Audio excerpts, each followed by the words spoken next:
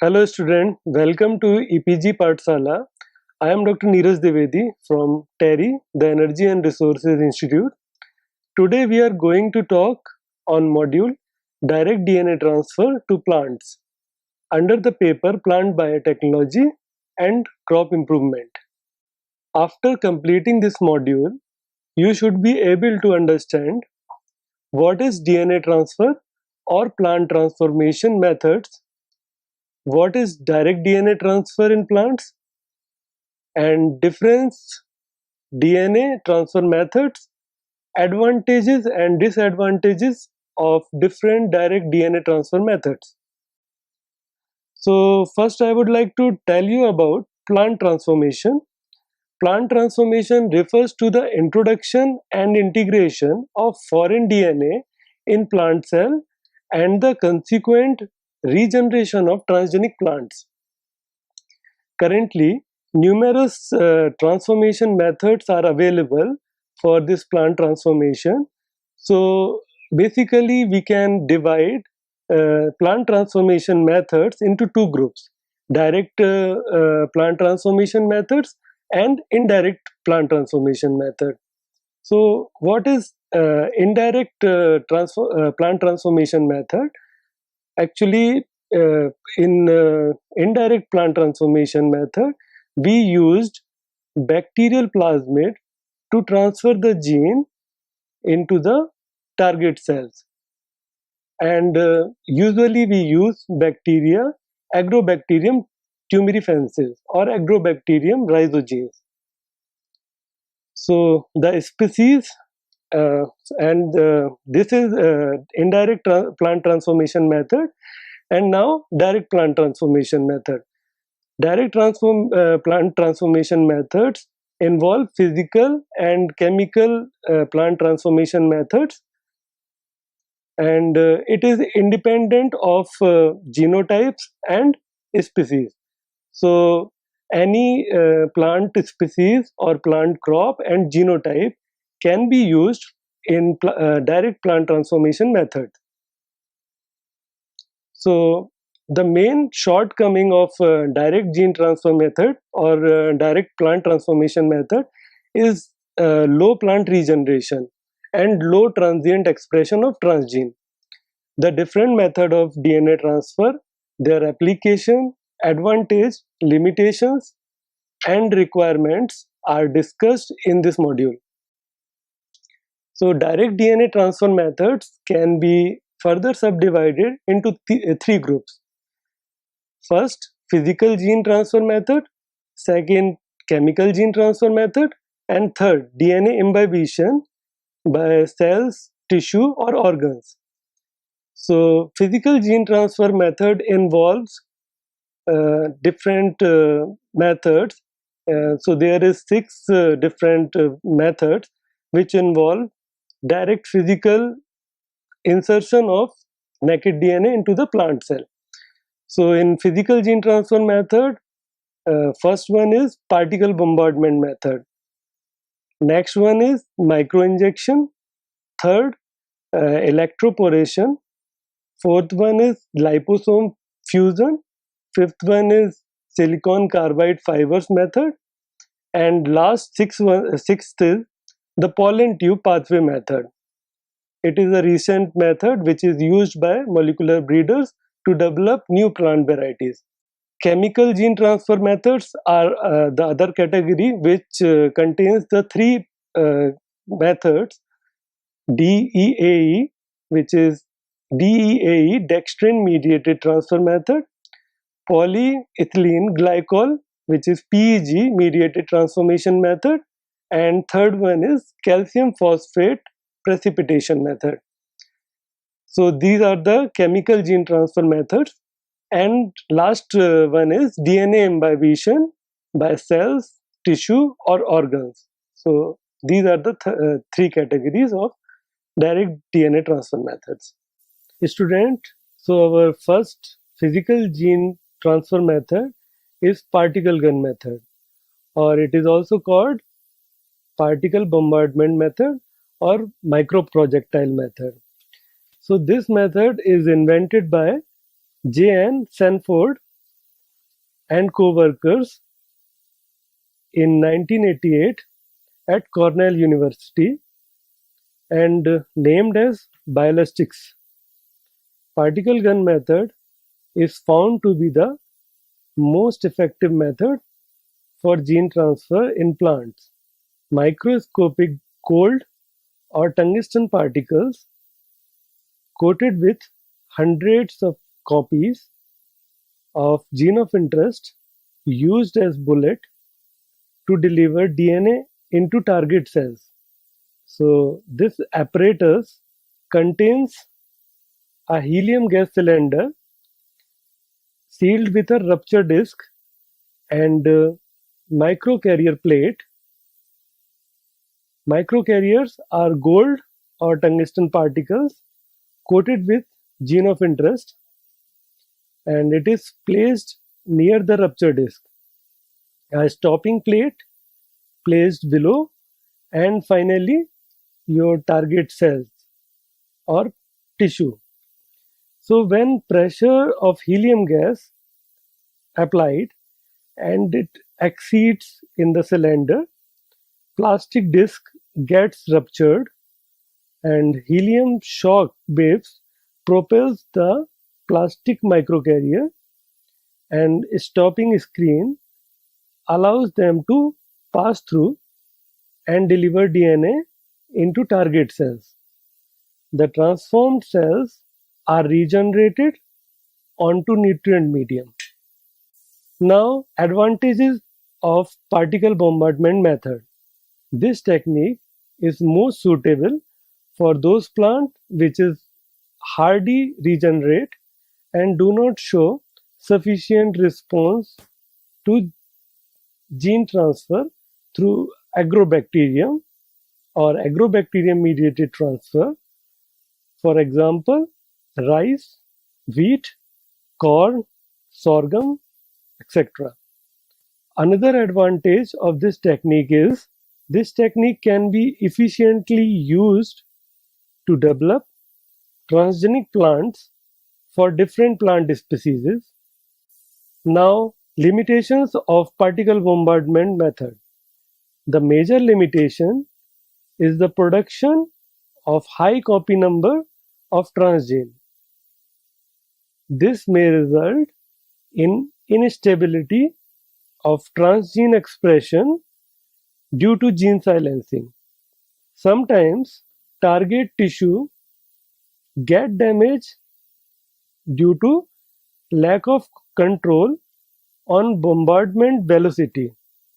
So this has to be take care that bombardment velocity should not exceed very much, and sometimes undesirable chimeric plants may be generated. So these are some limitation of particle bombardment method. So student, we will now learn about microinjection method of transformation. In microinjection, microinjection is a direct physical technique and it involves the mechanical insertion of the desired DNA into target cell using a glass micro capillary injection pipette. So it is also called micro manipulator. So it is used for microinjection, and during the introduction of DNA into the nucleus, cells are immobilized by a holding pipette. So this holding pipette holds the cells, and it implies gentle suction and subsequently the transfer of DNA through a micropipette, which is 0.5 to 10 picomolar tip. So while the gene transfer is done, the recipient cell kept immobilized in agarose embedding and held by a suction holding pipette. As the process of microinjection is complete, the transformed cell is cultured and grown to develop into a transgenic plant. Advantages of microinjections are gene transfer can be efficiently done in desired tissue. This technique can be efficiently used to develop transgenic plant from different plant species, and there is some shortcoming also of this method, uh, which is its significance for plant transformation is rather limited due to plant cell wall made up of lignin and cellulose. So for microinjection method, we have to remove plant cell wall, and protoplast has to be used for to apply this method. So the next DNA transfer method is electroporation. Electroporation basically involves a pulse of high voltage applied to protoplast, cells, or tissues to make transient or temporary pores in the plasma membrane, which enables the uptake of foreign DNA. The plant material is incubated in a buffer solution containing the desired foreign DNA and subjected to high voltage electrical impulses. This results in the formation of pores in the plasma membrane through which foreign DNA enters and gets integrated into the host cell genome. Advantages of electroporations are: this method is convenient, simple, fast, and low cell toxicity occurs in this method. It is also cost-effective method to obtain a stable transformation in different tissues. The transformed cells are at the same physiological state after electroporation. So this is another advantage of electroporation technique. Now, some limitations of electroporation technique. In normal condition, using electroporation, very low amount of DNA can be delivered. Transformation efficiency using this method is highly variable, and it's depending upon the plant material and the treatment condition. The last limitation is regeneration of plants is very difficult, particularly using protoplasts. So student, now the next method is liposome mediated transformation method. So you know liposomes are small lipid bags containing a phospholipid membrane in which large number of plasmids are enclosed, and liposome carrying gene can be induced to fuse with protoplast for transfer of gene. Liposome mediated transformation involves adhesion of liposome to the protoplast surface, subsequently fusion at the site of attachment, and release of plasmid inside the target cell. The transformation efficiency increases when the process is carried out in combination with polyethylene glycol or PEG. Now, advantages of liposome fusion: being present in an encapsulated form of liposome, DNA is protected from nucleases. So there is lack of danger of digestion or damage of DNA, and DNA is stable and can be stored for some time in liposome and before transferring into the cell, and applicability to a wide range of cell type, and there is very good reproducibility in this technique. So regeneration of transgenic plant is very good in this technique. And now we will talk about the limitation or shortcoming of liposome fusion. The major limitation with liposome mediated transformation is the difficulty to regeneration of plants from transformed protoplast. So students, our next gene transfer method is silicon carbide fiber mediated transformation method.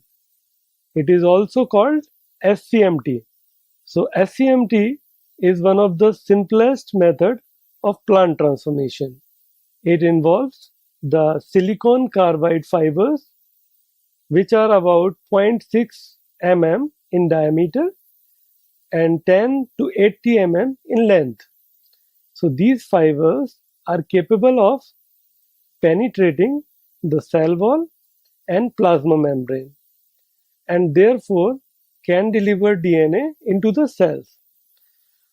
So the DNA coated silicon carbide fibers are vortexed with plant material, and plant material can be cell cultures, suspension cultures, calyces, or immature embryos. During the mixing, DNA adhering to the fibers enter the cells and gets stably integrated with the host genome. Now, advantages of SCMT method or silicon carbide mediated transformation method: that direct delivery of DNA into intact wall cell, thus avoiding the protoplast isolation. So we can do this transformation method using whole cell, and protoplast is not necessary to isolate. The second advantage is procedure is very simple, fast, and does not require costly equipment. And there is some disadvantages also. That first disadvantage is low transformation efficiency, damage to cell, thus reduces their further regeneration capacity. Silicon carbide fibers are carcinogenic in nature, therefore it should be handled carefully. The embryogenic plant cells are hard and compact, and SCF penetration is very difficult. So in embryogenic plant cell, SCMT method is not advisable. So students, our next plant transformation method or DNA transfer method is the pollen tube pathway method. This is first reported in cotton by G.Y. Zhao in 1983.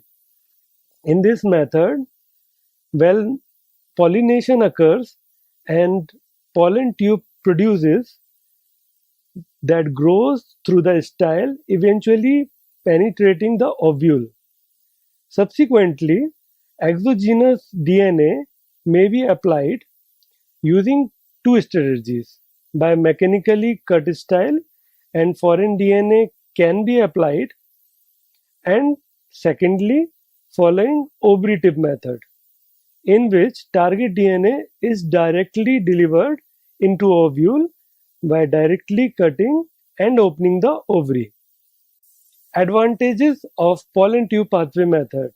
So this method has significant role in agriculture, crop improvement through molecular breeding.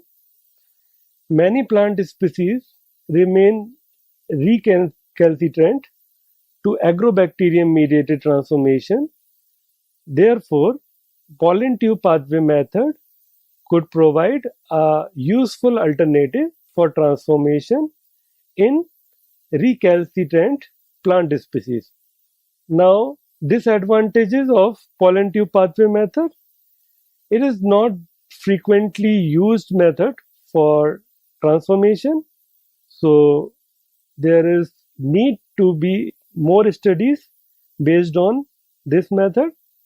The shortcoming of this technique is also it can only be used in blooming botany, and that is it could be operated only in flowering period. If using total DNA to transformation, some unwanted gene or DNA would also be transformed. So student, the next one is chemical gene transfer method. So this is the next category of gene transfer methods. So first one in chemical gene transfer method is DEAE, dextran mediated transfer method. In order to obtain efficient transient expression, the desirable DNA can be complexed with a higher molecular weight polymer, which is diethyl aminoethyl dextran. To increase efficiency 80%, DMSO shock can be given. The major constraint of this approach is that it does not produce stable transforms.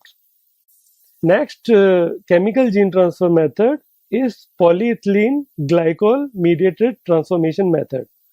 In PHG mediated transformation method, PEG, in the presence of divalent cations, destabilize the plasma membrane of protoplast and renders it permeable to naked DNA. In this way, the DNA enters into nucleus of the protoplast and gets integrated with the genome. The procedure involves the isolation of protoplast and their suspension added of plasmid DNA, followed by a slow addition of 40% polyethylene glycol dissolved in mannitol and calcium nitrate solution. Now, some advantages of PEG mediated transformation. A large number of protoplasts can be simultaneously transformed using this technique. This technique can be successful for wide range of plant species. And now, limitation of PEG mediated transformation. The DNA is susceptible for degradation and rearrangement, and random integration of foreign DNA into genome may result in undesirable traits, and regeneration of plant from transformed protoplast is a difficult task. Student, next transformation method is calcium phosphate co-precipitation mediated transformation method. In this method, the DNA is allowed to mix with calcium chloride solution and isotonic phosphate buffer to form DNA calcium phosphate precipitate. When the actively dividing cells in culture allowed reacting with this precipitate for several hours, the cells get transformed. Addition of dimethyl sulfoxide, which is DMSO, increases the efficiency of transformation to a certain extent. So friends, I would like to tell you some more DNA transfer method which are not frequently used, but they have potential to be used in for future studies. So sonoporation is the next DNA transfer method. Sonoporation or cellular sonication is the use of sound, typically ultrasonic frequencies, for the transfer of recombinant DNA into the target host cell. This process has been successfully used in a wide range of host cells, starting from bacteria to plant and animal cells. This employs the acoustic waves to increase the permeability of the plasma membrane. Taking the advantage of this situation, the recombinant DNA or gene of interest entered the host cell. So, some advantages of sonoporation mediated DNA transfer is some finely tuned ultrasound waves can be enhanced, diffusive transport both within and outside a cell to influence rate of gene transfer. And now limitation of sonoporation mediated DNA transfer. Ultrasound waves can destroy microbial and other cells, and this well-known effect has perhaps discouraged research on beneficial effect of ultrasound on various biological applications. The cell wall of plant cell is a big obstacle for gene transfer using this technology. And the last limitation of sonoporation is DNA transfer has been achieved using this technology in sugar beets and tobacco protoplast using this technology, and regeneration is very low in these plant crops. Magnetofaction. Magnetofaction is another DNA transfer method which is rarely used by the researchers and scientists. So in magnetofaction or magnet assisted transfection is a method which used magnetic force to deliver recombinant DNA into target host cell. Nucleic acids are first associated with magnetic nanoparticles, then application of magnetic force derives the nucleic acid particles complexes towards and into the target host cells, where the cargo is released. Specific studies is being done using super paramagnetic iron oxide nanoparticles, which is called as spions, as delivery system of useful genes. This method has been successfully used to transfect the DNA into plant cell as well as animal cells. The next category of DNA transformation methods is DNA imbibition by cells, tissue, or organs. In this method, the transformed cells obtained by incubating cell suspension, tissue, embryos, and even seeds with DNA, the physical and biochemical changes which are already known occur in plant tissues during dehydration, suggested that under these conditions, DNA uptake might be possible. Belief is that the DNA gets embedded and the cell gets transformed. DNA imbibition approach has met with little or no success. So student, let's now summarize what we have learned in this module.